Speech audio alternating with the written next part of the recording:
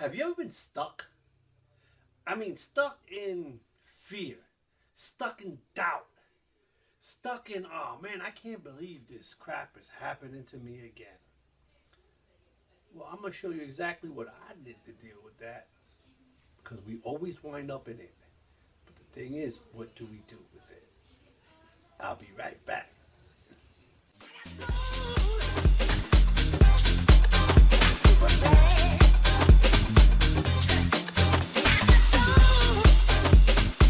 Hey guys, Joseph here from JosephDiego.com. What's going on? Yes, it's Sensei Joe today. I'm in my karate uniform, kind of. Well, it's not a whole uniform. We just wear t-shirts from time to time because we don't want to wear the whole gi top and everything else. I just came from class, had to teach a couple of classes, and it's late. It's late. But I want to share something with you because I might have shared this with you yesterday. The fact that there was a moment of doubt. There was a moment of doubt, a moment of fear, a moment of anxiety. And I got to say I was anxious. There was some anxiety because I got up at 2:30 this morning, maybe even 2 o'clock, and I couldn't sleep. And I don't know if it had anything to do with what was going on in my mind. So what I did was what I always do. And I went to the truth. Remember, I always say this to you guys. The truth is going to set you free. The truth is where you find everything. The truth always comes out. If it doesn't come out in the wash, it's going to come out in the rinse. But the truth will always come out. And that's what we have to look at. So that's what I did. I went to the truth. You see, I have this thing called faith. I actually have this one thing called crazy faith. I have absolutely crazy faith in the right thing. You see, one of my mentors used to always tell me, kid, good for more good. And that didn't make any sense. But that's what it was. Good for more good. See, I'm a good person. I do the right thing. I go above and beyond to be a good, loving, caring, understanding, and helping person. I love to go out of my way to help people and be of service to others. I love doing that. And that's the way I am. I used a long time ago when I wasn't right, before I put down the drink, and I had to change my thinking. Before I changed my thinking, I did a lot of wrong things. I was not a nice guy, and there were things that I even did that I have to say were illegal. And I didn't live a good life. I didn't live a good, clean life. But today I do. Now, let's get this straight. Let's get this straight. A good, clean life doesn't mean that you within yourself you think you're doing good. You're okay. You're just all right. I didn't bother anybody today. I didn't curse anybody out. I didn't rob anybody. I didn't kick the dog or smack my wife. Or beat up on the kid. Right? I don't do none of that stuff. But being a good person is a little bit more than that, as far as I'm concerned. Being a good, loving person is the type of person that's got to go out of the way to serve others. The type of person that opens the door for somebody, and if that somebody doesn't say thank you, it's okay with them. Because you didn't do that for them. You did that for you, because you do the right thing. It's because if a homeless person comes up to you and they need some chump change, or they need something, you don't judge them. You just say, listen, you know what? Here, you need some help. Here's some help. When that basket comes around at church, you put something in the basket if you're a church-going person. If somebody calls and they need a hand, if somebody's broken down on the side of the road, a guy, all right, or a girl, but most guys stop because if it's a girl. But if they see a guy, they're like, forget that guy, right? You have to be that kind of person. And that's the kind of person I am. I go above and beyond to be a nice guy. I really, really do. And I have complete faith that if you do the right thing, right thing's going to happen. And part of being the right guy also, here's another thing, is taking care of yourself. Taking care of this wonderful gift that life has given you. And taking care of the people around you. Yesterday I heard something really profound. I don't remember. It was this morning. Listen to Joel Osteen, because I always listen to Joel Osteen. Now, he talked about how your life is reflected on your wife. Really funny. Your life is reflected on your wife. And it's funny because my life, if you look at it this way, I'm really successful because I have an abs. My wife is always so. The guys, because I don't speak with the phone on my ear. I don't like the phone on my ear. I kind of talk on speakerphone all the time because I just don't like having that thing upside my head. And they're like, man, your wife is always so happy. And that's the way we are. We have a very happy life. And this is after 33 years of marriage. Got my mother in there. She's happy. I have my grandson in there. He's happy. I have a nutty daughter upstairs. She's happy. Everybody around me is happy. Because you know why? I live a good life.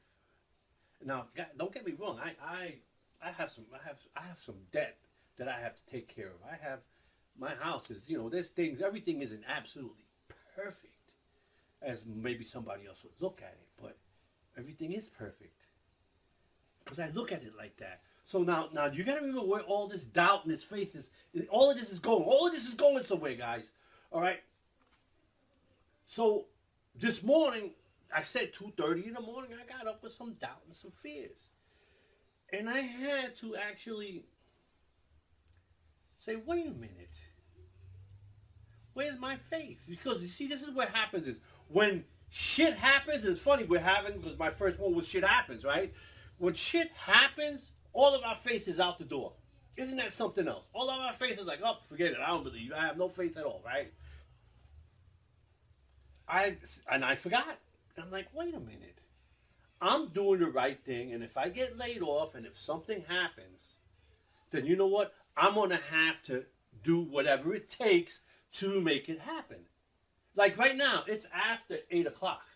It's after 8 o'clock. I got up at 2:30 this morning. I woke up 2 o'clock. I was like, 2 o'clock in the morning, right? Yet, I'm still running around. Didn't take a nap. Didn't do anything. I went to work, came home, got my grandson dressed, had a cup of coffee, and that was it. And we went right to karate class. Oh, no. I went to speak to my boss. But this is not, all of this is falling into something, guys. I went to go speak to my boss. But again, first thing this morning, I had to go to faith and say, whoa, Joel, don't worry about it. Go about your day. Get up and start living life. Get up and start doing what you need to do. Go up and start focusing on your goals for the day and start living. Don't let these things hold you back. Don't let the fear of you getting lost and having to make different changes in your life hold you back from your mission at hand. Have faith that no matter what it is, it's going to be for the best. You see, sometimes the universe does stuff for us that it sucks. It's like, oh man, some of the greatest gifts in life come wrapped in ugly packages. Some of the greatest gifts in life come wrapped in ugly packages. My perfect example, my mother. All right, not that she's an ugly package. My mother. I've been wanting her to live here with me for the longest. She's lived in Puerto Rico for many, many years. My mom was born and raised here, but when I was younger, she moved out to Puerto Rico, and she was there for well over 30 years. Now, my mother's getting older, and she needs better attention. She needs more attention than what she gets in Puerto Rico. There's no cars, and there's all kinds of reasons why she was better off over here.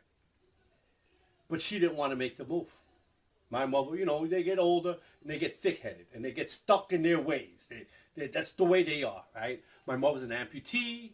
She's got diabetes, and she's got other things going on in her life that she really needs better care and attention. My daughter, who's a nurse, loves taking care of her grandmother.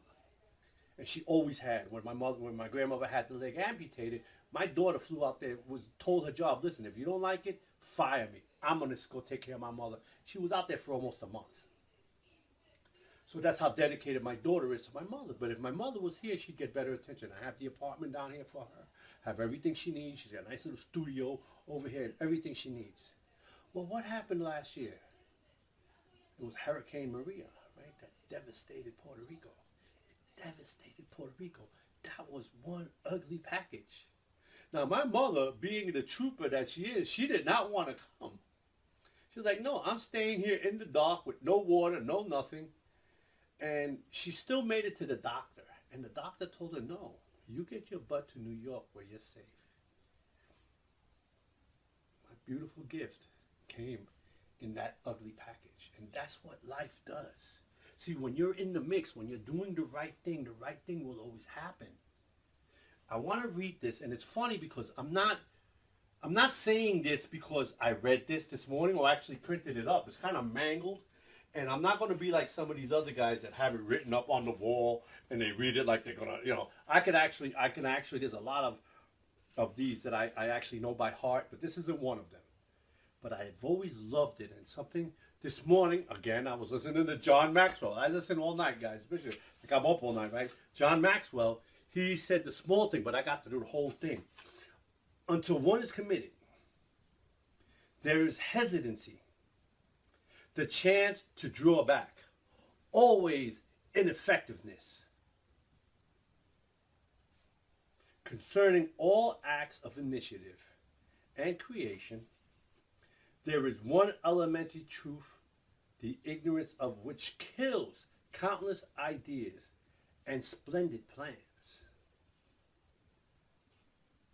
That the moment one definitely commits oneself, then providence moves too. A whole stream of events issues from that decision, raising in one's favor all manner of unforeseen incidents, meetings, and material assistance, which no man could have dreamt of, will come his way. So, when you're doing the right thing is going to, it's very simple. When you're doing the right thing is going to happen. Now, commitment doesn't mean, oh, well, I said I'm committed.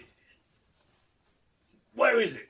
I'm committed. Where is it? No, commitment means putting in the action and making it work. This morning, when I went to work, I put in the action of faith. Yes, you can act faith because you could go to work. I went to work saying to myself, you know what? No, I don't care.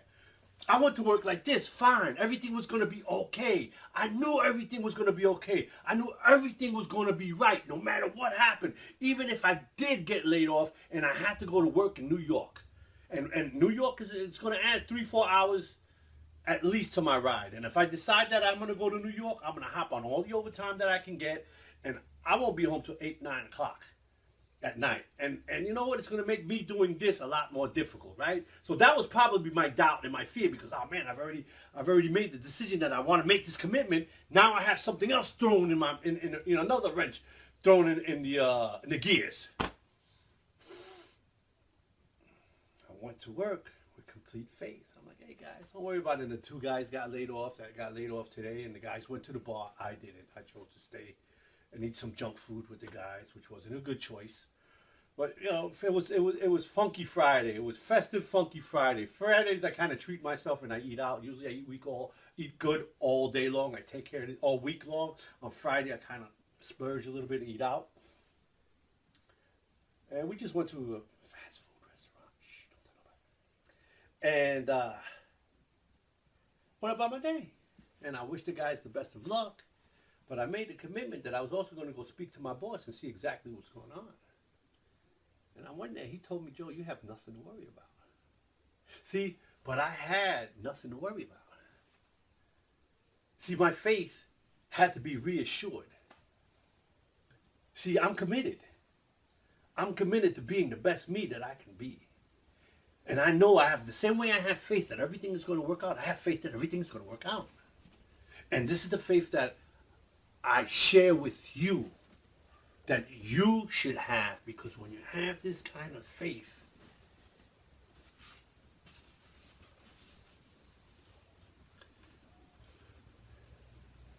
then providence will move too.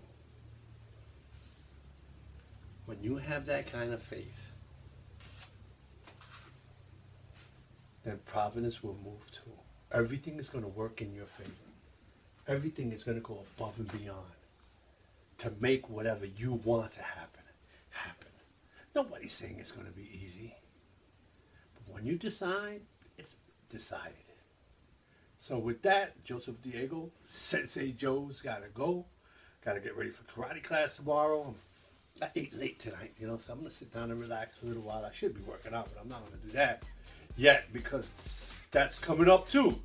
And you're going to be seeing a big part of that. But I got to get out of here because I think I've said enough. Take care. Stay blessed. This is Joseph Diego signing out.